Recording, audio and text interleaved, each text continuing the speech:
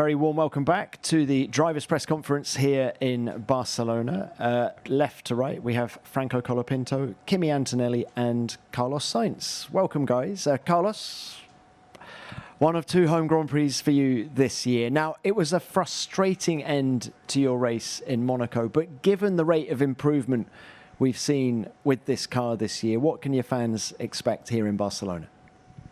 Yeah, I think in Monaco we had a very solid weekend, but unfortunately we didn't manage to bring the points home after that incident, 8-9 laps to go. But you know, it's a P9 or a P10.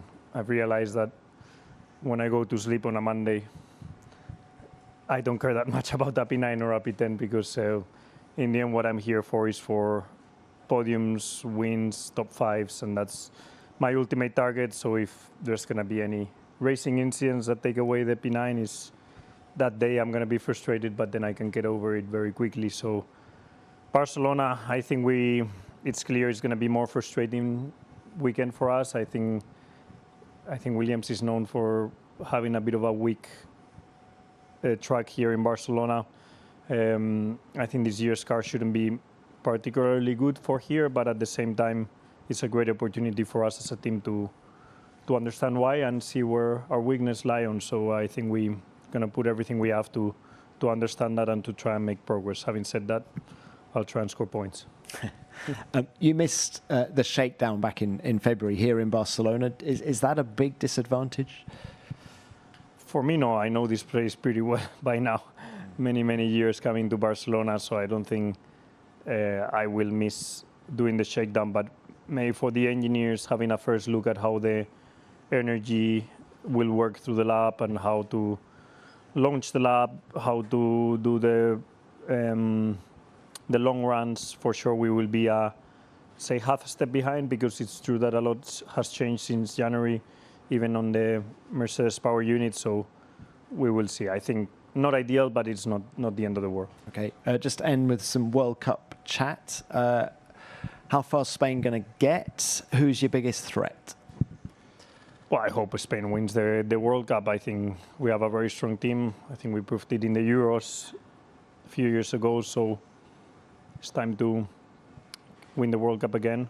And if not, do the best we can. But rivals, I don't know. I haven't been following football much this year, so I cannot tell you who do you think is our threats. All right. Thank you very much for that. Kimi, can we come to you now? Have you found... Don't ask me about World Cup, by the way. Yeah. Well, go on then. Who do you think will win, even if it can't be Italy? Well, definitely cannot be us. Yeah, I don't know. Too many strong teams, but obviously I'm a big fan of Messi since the time he was playing in Barcelona.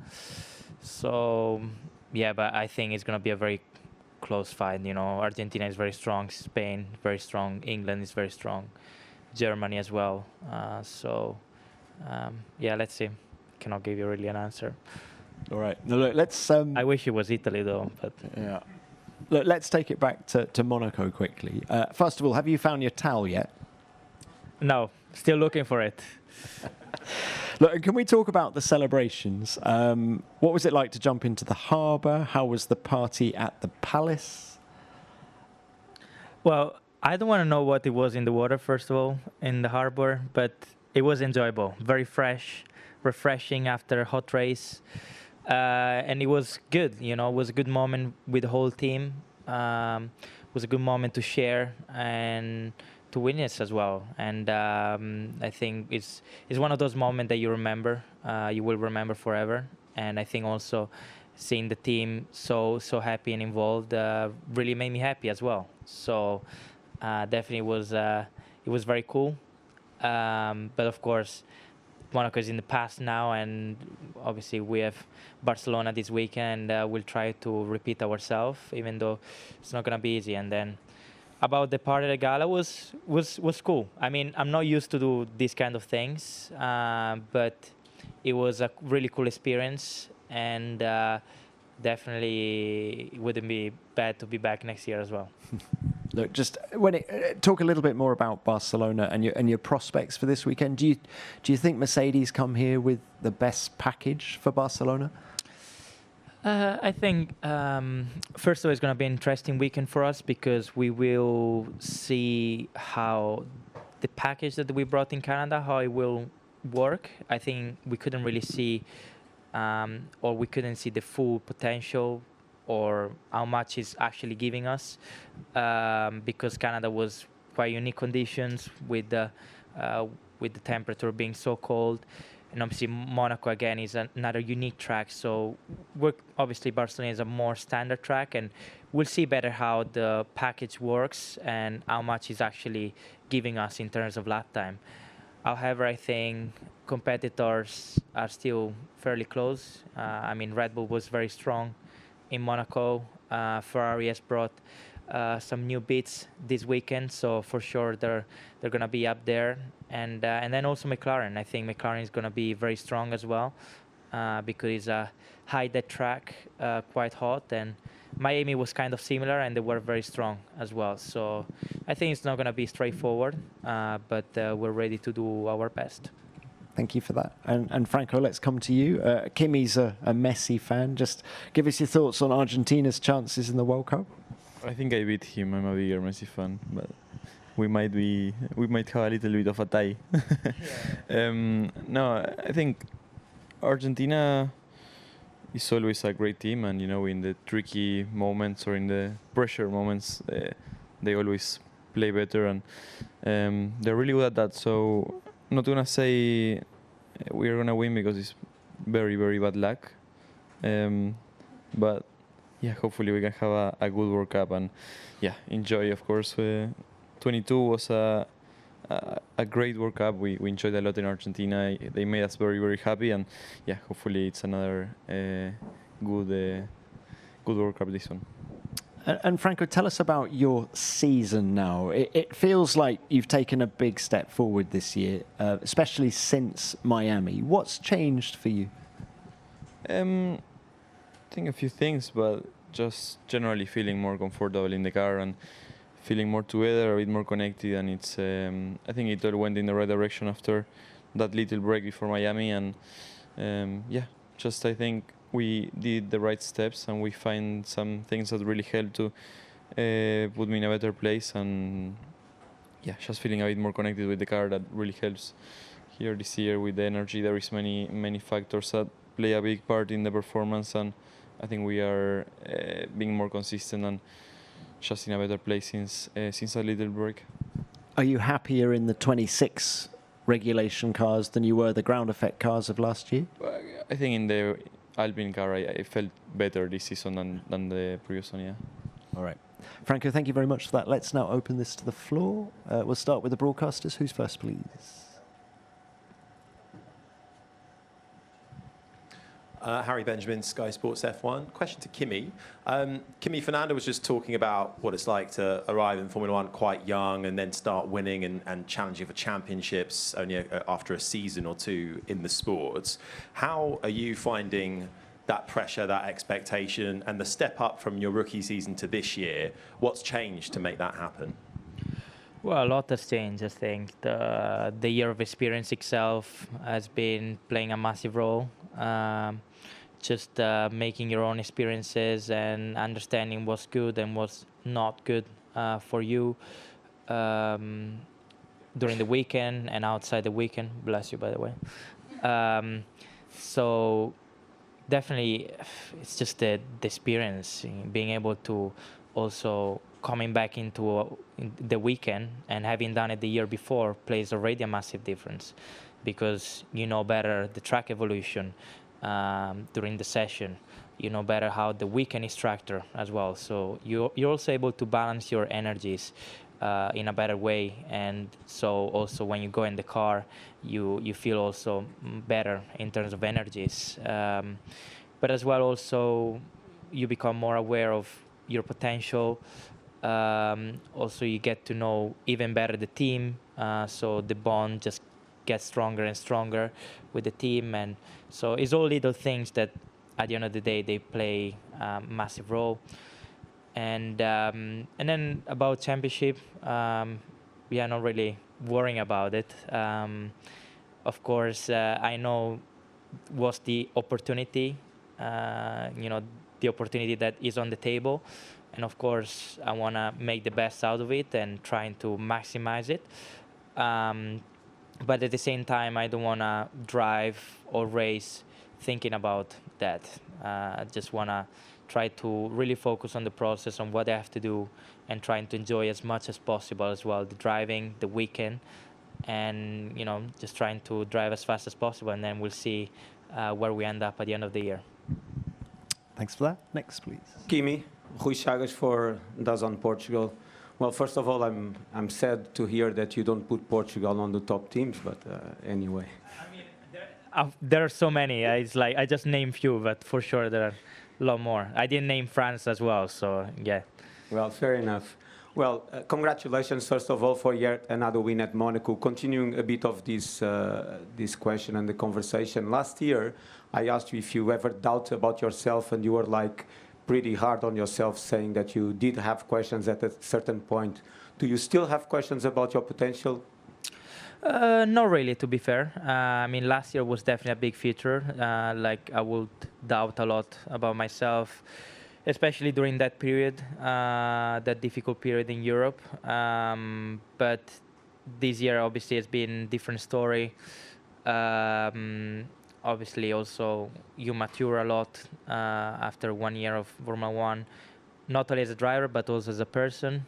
And you got, I think also last year, during the difficult period, I got to know myself better. So definitely was, considering how bad it was in the moment, actually, I'm very grateful that it happened, because it made me grow a lot, and it taught me a lot about myself as well.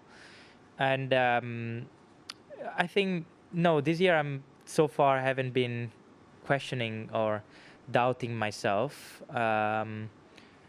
However, there are questions that still need to be answered on my side, on how much further I can go in a short period of time, how much I can push myself even further, and how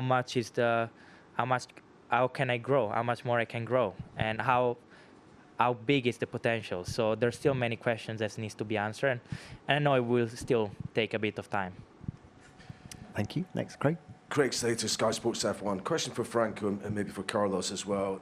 We hear that the stewards have admitted Alpine's protest about Pierre Gasly's penalty in the Grand Prix. What would it mean to the team if they ultimately uphold it and he were to get that podium back? You obviously had a penalty in the race as well. Just for Carlos, from a GPDA perspective, can you summarise any discussions that took place in advance of the Grand Prix about maybe some confusion about the potential, how the pit lane speed was being monitored? Honestly, on the GPDA, there hasn't been a discussion about that yet. But I expect Friday night, is that tomorrow evening, to probably be featured as part of the conversation. I think it's very difficult for me to say exactly what happened, because it didn't happen to me and to us, so I haven't looked into the detail of it. But I think there is some tracks where you can shortcut a bit the pit entry, and it's allowed, or the FIA is happy to do that, and maybe there's other tracks where it wasn't expected and it happened, you go over the speed limit. But I think Franco, being part of what happened, maybe he can explain better.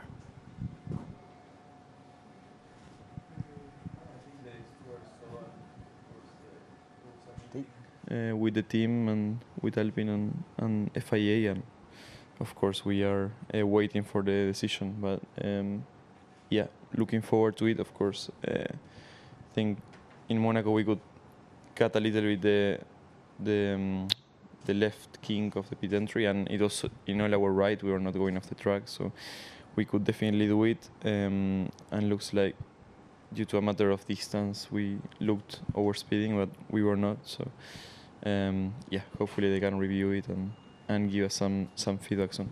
Okay, thanks. Next. Hello, a question for Kimi. George Anidas from Antenna TV Greece. It's been 2 years now since we last spoke. Back then, you were winning races in F2. Could you even dream back then that you would be leading the F1 World Championship in just 2 years' time and now contending for the title? Of course not. I think I would have put a signature if you would have told me even at the start of the year. But of course, you know, back then in F2, obviously the goal was to get into Formula One, and then obviously also how the races go, how is the performance, then obviously expectations, they change, and also the objective of what you want to achieve changes. But I think definitely if you would have told me 2 years ago, I would have said you're crazy. But obviously I'm very happy I'm in this position right now. I'm very happy and glad for the opportunity that were given to me, and also for the incredible work that the team is doing. You know, the car that this team has given us so far this year has been incredible, and it's allowing us to fight for wins, and so far for the championship.